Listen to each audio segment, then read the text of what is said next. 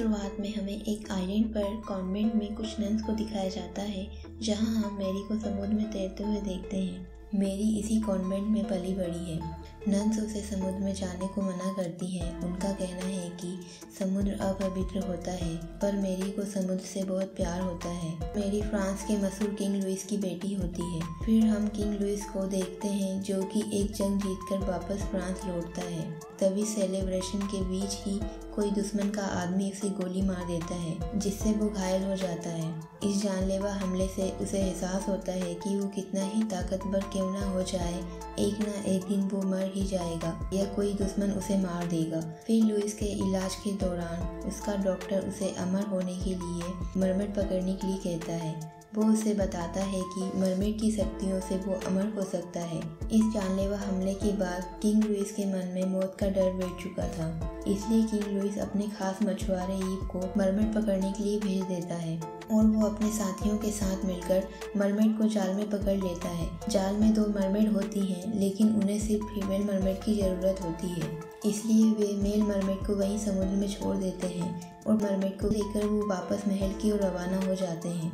King Louis ये जानकर बहुत खुश होता है कि मरमेड को पकड़ लिया गया है, लेकिन उसका पृष्ठ इस बात से बिल्कुल खुश नहीं है, क्योंकि उसकी नज़रों में अमर होना एक पाप है। किसी की लाइफ और डेथ सिर्फ बॉडी डिसाइड करते हैं। मगर डॉक्टर कहता है कि सूर्य ग्रहण के दिन मरमेड को मार के उसके हार्ट को काट कर किंग अमर बन सकता है।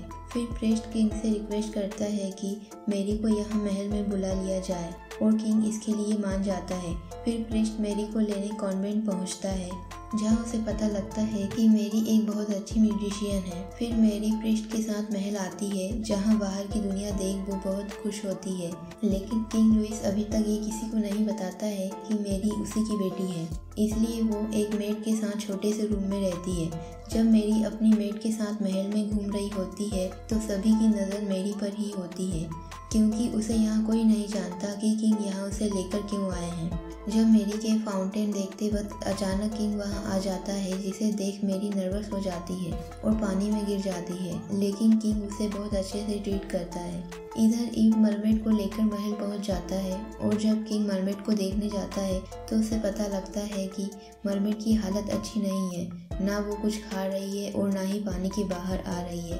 डॉक्टर का कहना था कि उनके रिचुअल के लिए मरमेड का पूरी तरह ठीक होना जरूरी है, इसलिए किंग ईव को वार्निंग देता है कि वो मरमेड का ख्याल रखे, वरना उसके साथ अच्छा नहीं होगा।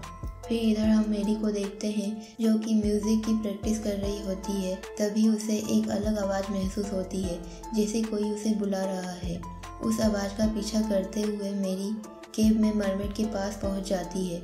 मैरी मरमेड से बात करने की कोशिश करती है, तभी ईव वहां पहुंच जाता है और वो मैरी पर गुस्सा होने लगता है। मैरी उसे बताती है कि मरमेड ने उसे म्यूजिक के जरिए यहाँ बुलाया है।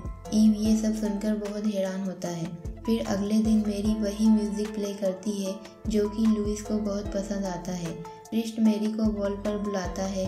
मैरी अपने सिंपल और खूबसूरत लुक में बॉल में पहुंचती है तो सब उसे देखते ही रह जाते हैं। किंग लुइस की नज़रें भी उसी पर होती है, मगर यहाँ किसी को ये पता नहीं होता कि मैरी किंग की ही बेटी है। फिर किंग लुइस मैरी को डांस सिखाने लगता है और इसी दौरान उसे मैरी में उसकी मदर का चेहरा नजर आता है और वो चौंक कर वहीं रुक जाता है और मैरी फिसल जाती है। अब मैरी ज़्यादा से ज़्यादा वक्त मरमेड के साथ गुजारने लगती है। इस वजह से मरमेड की हालत सुधर जाती है। इसी बीच मैरी और ईव भी क्लोज आ जाते हैं। वहीं किंग लुइस मैरी को उसी गार्डन में ले जाता है, जहां वो उसकी मदर की पेंटिंग बनाया करता था। वो मैरी के साथ ज़्यादा से ज़्यादा वक्त गुजारकर उसे समझाना चाहता था। किंग लुइस जीन को, जो कि फ्रांस के बहुत बड़े व्यापारी का बेटा होता है, उसे उसके फादर की सारी प्रॉपर्टी का मालिक बना देता है।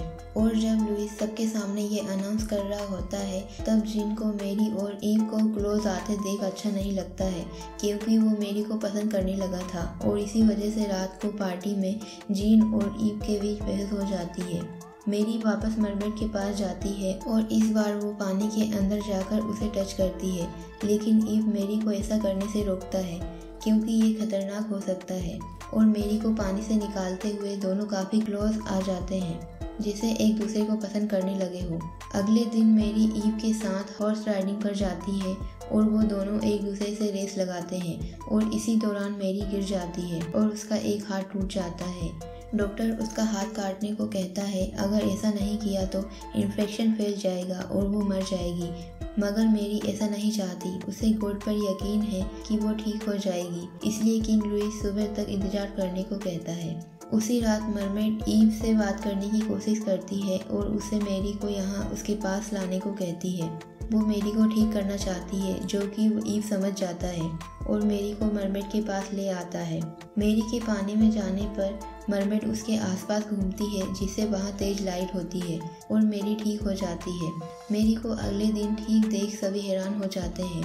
मैरी सभी को बताती है कि कैसे मरमेड ने उसे ठीक किया, जिससे किंग और डॉक्टर को यकीन हो जाता है कि मरमेड को मारकर उसके हार्ट को काटकर किंग को अमर किया जा सकता है। लेकिन यहाँ वो मैरी से झूठ बोलते हैं कि मरमेड को यहाँ आम जनता की बीमारी को ठीक करने के लिए लाया गया है और मैरी को लगता है कि इसके बाद किंग मरमेड को वापस छोड़ देंगे। फिर ईव से मिलने के बाद मैरी को पता लगता है कि मरमेड को यहाँ जनता के लिए नहीं बल्कि सिर्फ किंग के लिए लाया गया है। लेकिन मैरी को यहाँ इस बात पर यकीन नहीं होता है। फिर दोनों जब घूम रहे होते हैं तभी ईव मैरी के पूछने पर बताता है कि वो जिन से नफरत इसलिए करता है क्योंकि जिन ने उस पर झूठा चोरी का इल्ज़ाम लगाकर उसे जेल में बंद करवा दिया था। फिर ईव मैरी को बहुत खूबसूरत जगह पर घुमाता है और इस तरह वो दोनों और भी क्लोज आ जाते हैं और यहीं वो दोनों एक दूसरे से प्यार का इजहार करते हैं। और इधर किंग जिन को अपने पास बुलाकर बताता है कि मैरी उसकी बेटी है और जिन को मैरी से शादी करने के लिए कहता है। जिन तो पहले से ही मैरी को पसंद करता था, इसलिए वो शादी के लिए हाँ कर देता है। इस पर प्रिस्ट किंग से कहता है कि उसे मैरी की मर्जी पूछ लेनी चाहिए, लेकिन किंग को मैरी की मर्जी से कोई मतलब नहीं था। मैरी फिर से मरमेड से मिलने जाती है। वह मरमेड के साथ अंडर वाटर स्विमिंग करती है। यहाँ उसे बहुत अच्छा लगता है। इसके बाद किंग मैरी को अपने पास बुलाता है और बताता है कि वो उसकी बेटी है। लुइस कहता है उसकी माँ भी उसी की तरह थी। लुइस को बिना बताए ही उसकी माँ मैरी को कॉन्वेंट में छोड़कर वहाँ से भाग निकली थी। लुइस कहता है कि वो एक स्वार्थी इंसान है, उसे बस अपनी और फ्रांस की ही चिंता है और इसलिए उसने मैरी को यहाँ बुलाया है क्योंकि इस वक्त वो कर्जे में है और कंगाल हो चुका है। वो मैरी की शादी जिनसे करवाकर उसकी दौलत हासिल करना चाहता है।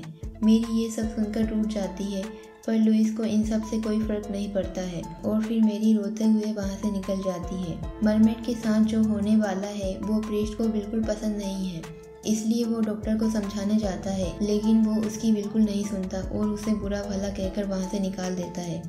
इधर मैरी अपने रूम से निकलने की कोशिश करती है, मगर लुइस ने उसके गेट पर गार्ड को खड़ा कर दिया था, इसलिए वो विंडो से निकलकर मरमेड से मिलने जाती है।